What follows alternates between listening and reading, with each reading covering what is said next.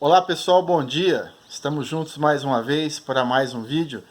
Lembrando a você que ainda não se inscreveu em nosso canal, vá lá no YouTube, canal Antônio Lima Braga Júnior, faça sua inscrição, clique no sininho para receber as notificações, para que você possa receber os nossos vídeos todos os domingos. Lembrando que aqueles que nos acompanham no Facebook, nós postamos o capítulo durante a semana, para que você possa ler a Bíblia juntinho comigo e fazer dela aplicação pessoal na sua vida. Estamos no Evangelho de João, e a partir do capítulo 13 que veremos hoje, Jesus começa a preparar os seus discípulos para a sua partida. Estavam Jesus e somente seus discípulos reunidos. Ele os orienta com o propósito de prepará-los para a sua morte e ressurreição, que seriam fatos que mudariam a vida de cada um deles para sempre. Jesus sabia que seria traído por Judas, que seria negado por Pedro e abandonado por todos os outros por um período de tempo. Mas já no primeiro versículo é relatado que, como havia amado os seus que estavam no mundo, amou-os até o fim. Ele sabe de todos os pecados que já cometemos e os que ainda iremos cometer. Contudo, ele ainda nos ama. Que amor é esse, meus amigos? Chamado de amor ágape, trata-se de um amor que não busca seus próprios interesses. É um amor desinteressado, puro e genuíno. Esse amor não esmorece e continua forte até as últimas consequências. Para o apóstolo Paulo, o amor ágape é paciente, benigno, não é invejoso, não é leviano e não se ensoberbece, não é indecente, não é egoísta, não suspeita o mal e nem se alegra com a injustiça. É o amor que tudo sofre, tudo crê, tudo espera e tudo suporta. Ele escreveu isso lá em 1 Coríntios 13, versículos 4, 5, 6 e 7.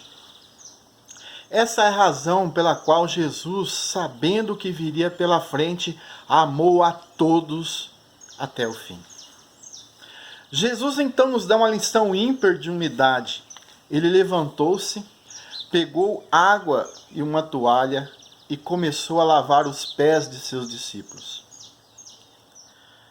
Lavar os pés dos convidados era um costume, mas que o criado da casa deveria fazer.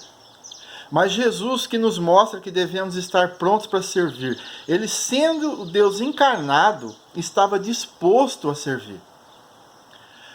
Você está disposto a servir?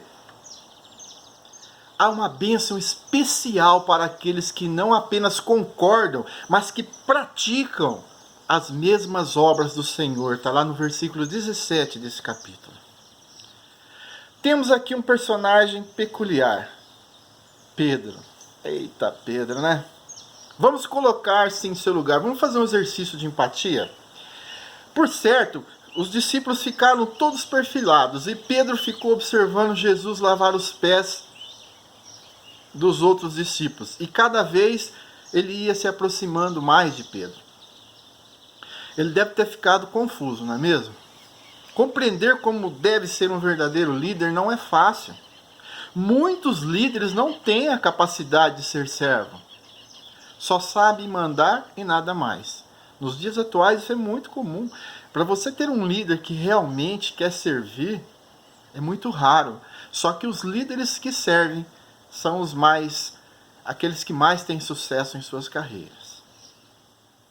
Para Pedro, o mais sensato seria que eles lavassem os pés de Jesus. Então ele pergunta: o Senhor vai lavar os meus pés? Jesus diz a ele que não entenderia agora, mas que mais tarde ele ia compreender. Pedro, sempre impossível, contestou a ação de Jesus, pois ele não entendeu que aquilo, era a antecipação da cruz. do sacrifício vicário da qual Jesus iria enfrentar. Ele disse a Jesus que jamais deixaria o mestre lavar os seus pés. O Senhor então diz a ele que se assim não fosse, ele não seria mais o seu discípulo. Imediatamente o Pedro fala para Jesus: não, lave somente, não só meus pés, mas também as minhas mãos e a minha cabeça. Aí Jesus falou assim para ele: aquele que está lavado não necessita de lavar senão os pés, pois no mais todo está limpo. Ora, vós estáis limpo, mas não todos. Versículo 10. Jesus sabia que Judas não estava em comunhão. Muito cuidado em participar de uma ceia sem estar em comunhão. Muitos fazem isso todos os dias. Cuidado. Logo após, Jesus e seus discípulos compartilham a mesma ceia. Jesus então diz que um deles iria trair. Não era óbvio para os discípulos que Judas fosse o traidor. Ele era o discípulo a quem Jesus confiou os recursos financeiros do grupo. Então gerou um desconforto entre eles e ficaram olhando assim uns para os outros sem saber do que se tratava. Tinha um discípulo que estava mais próximo de Jesus na mesa, então Pedro fez um sinal para ele, viu? Pergunta para o mestre aí, quem que é esse traidor? Porque eles ficaram preocupados, né? Aí Jesus disse que aquele que receberia de suas mãos o pão molhado, e receber o pão molhado era um privilégio reservado ao convidado de honra, esse sim seria o traidor. Judas recebeu o pão, mas permaneceu indiferente e continuou imutável em seu propósito maligno. Jesus, mesmo sabendo dos intentos de Judas, ele o amava. Ele estava lhe dando a oportunidade de mudar os seus pensamentos. Quando você estiver prestes a cometer um desatino, quem nunca, né? Mesmo nesse momento, Deus está te amando. Ele não quer que você se perca. Ouvir a voz de Deus é imprescindível. Temos que estar atentos ao que ele nos diz. A recusa de Judas em responder aos apelos de Jesus abriu o seu coração ao controle de Satanás. O diabo, ele não te obriga a nada. Ele só te oferece as ferramentas. Muito cuidado. Jesus, vendo que o domínio do maligno no coração de Judas era completo, diz: o que fazes, fazes-o depressa. Versículo 27. Jesus poderia ter acabado com tudo ali, desmascarado Judas ali mesmo. Mas ele não é como nós. Ele era obediente ao Pai e sabia o que iria acontecer, o que precisava acontecer. Os discípulos ainda ficaram totalmente confusos. Judas comeu e saiu. Nesse momento Jesus diz: agora é glorificado o Filho do Homem e Deus é glorificado nele. Versículo 31. Repare aqui, meus amigos, que Jesus se humilhou lavando os pés dos seus discípulos, inclusive daquele que o havia de trair. Mas agora ele é glorificado. Jesus ainda diz que por um pouco de tempo estaria com eles, mas ainda ressalva que para onde iria não poderiam também ir. Em seus últimos momentos de seu ministério terreno, Jesus deixa um mandamento que não era novo, mas que tinha algumas mudanças. Em Levítico 19 e 18 está escrito: amarás o teu próximo como a ti mesmo. Ele então substituiu a palavra próximo por uns aos outros e a expressão a ti mesmo por como eu vos amei. Então fica assim: que vós ameis uns aos outros como eu vós amei a vós. Viu só como que mudou? Amar ao próximo já é maravilhoso, mas amar uns aos outros como Jesus amou é fantástico. Pedro ficou curioso em saber para onde Jesus iria. O Senhor então diz: para onde eu vou, não podes seguir-me agora, mas depois me seguirás. Versículo 36. Pedro era sanguíneo e afoito como todo sanguíneo, por natureza. Diz que por ele daria a sua própria vida. Muita gente critica Pedro por essa expressão. Mas Pedro foi muito sincero. Foi muito sincero. Como todo sanguíneo de bem, né, é sincero.